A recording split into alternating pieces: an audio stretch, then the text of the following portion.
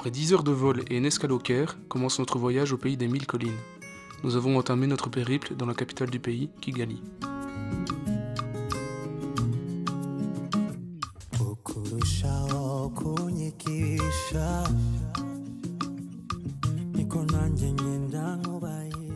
Après Kigali, rendez-vous à Gitarama. C'est ici que commence notre action principale. De nombreux bénévoles, dont les scouts de la commune de Lefty, se rassemblent régulièrement pour collecter, trier, mettre en caisse, conditionner sur palette et charger dans des containers des dizaines de milliers de livres de seconde main offerts par de généreux donateurs publics et privés. Dans la ville de Gitarama, une bibliothèque entière a été ouverte grâce à la solidarité des habitants de Bertry. Après les collectes, le tri et l'envoi depuis la Belgique, nous avons aidé à ranger les livres sur place.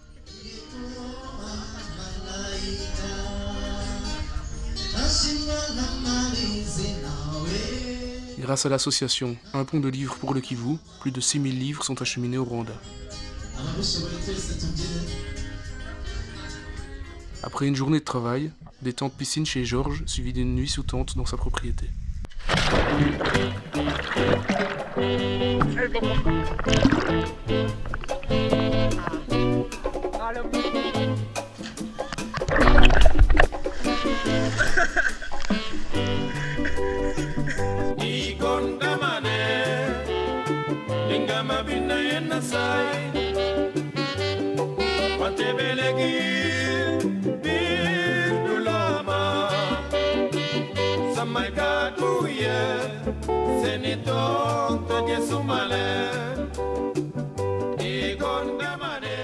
Le lendemain, nous avons visité l'école de musique et son studio d'enregistrement fréquenté par les plus grandes stars locales.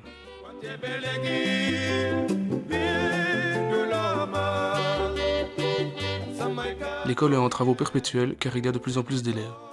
Le Rwanda est un grand pays de musique.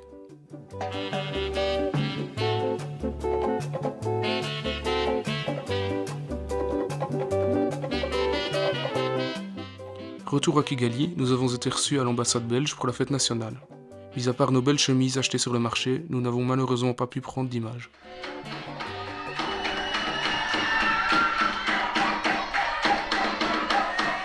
Puis rencontre avec les scouts de Kigali. On a été surpris de l'importance et du rôle joué par les scouts dans le pays.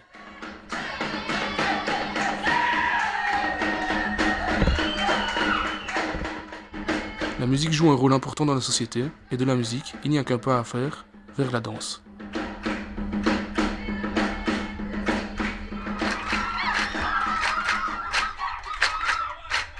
Nous avons partagé longuement avec les scouts de Kigali, nous avons profité du rassemblement pour échanger des insignes et des foulards avec eux.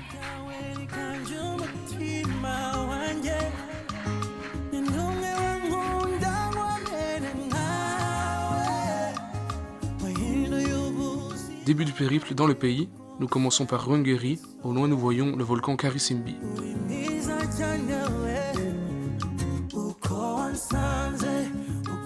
À la frontière avec la RDC et l'Ouganda, le parc est connu pour ses gorilles au dos argenté. Nous avons escaladé le Bisoke à 3711 mètres d'altitude.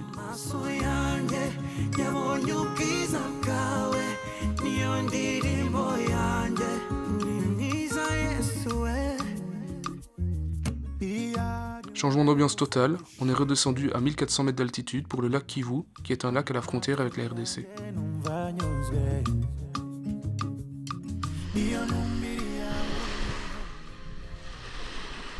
Malheureusement, il n'y a pas de vie dedans, car c'est un lac qui produit du méthane.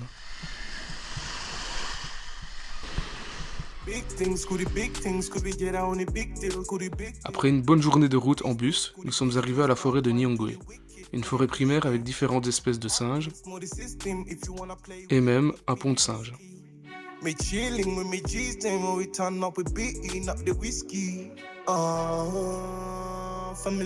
Puis nous sommes partis de la forêt afin de visiter la firme américaine Zipline qui livre des poches de sang dans tout le pays, grâce à des drones.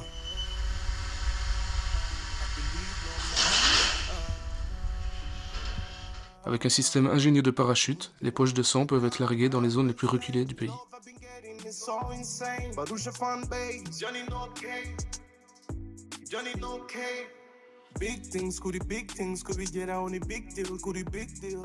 Ensuite, les drones reviennent à leur base de lancement, la mission est réussie.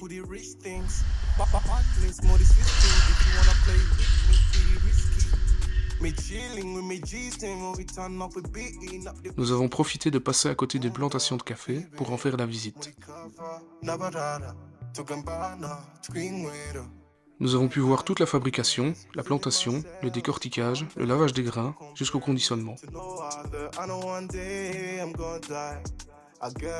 La majorité de la production part à l'extérieur du pays.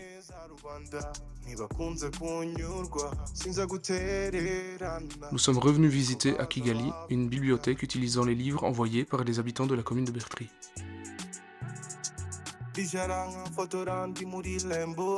Une fois encore, nous avons participé au tri des livres envoyés dans tout le pays.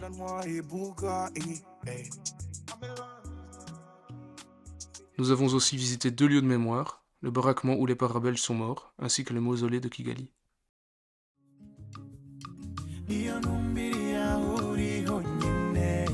Puis nous sommes partis dans le parc de la Kagera, c'est une réserve naturelle à la frontière avec la Tanzanie.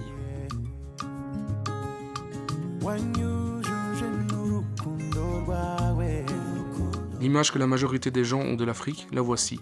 Des étendues à perte de vue où l'on croise zèbres, lions, buffles, girafes, hippopotames, gazelles, éléphants.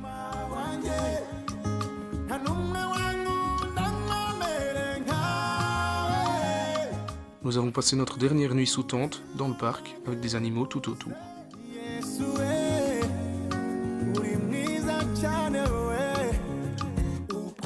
Ce que nous avons vécu lors de ce voyage est indescriptible, et ce film ne nous permet pas de montrer la réelle beauté du pays.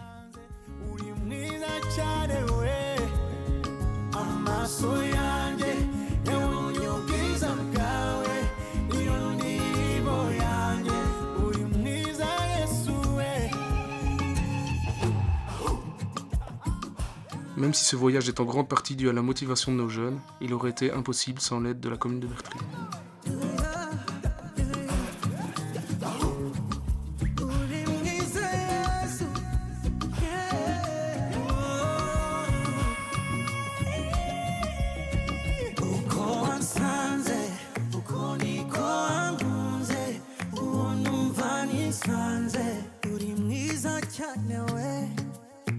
Amaso yanjye yabonye ubwiza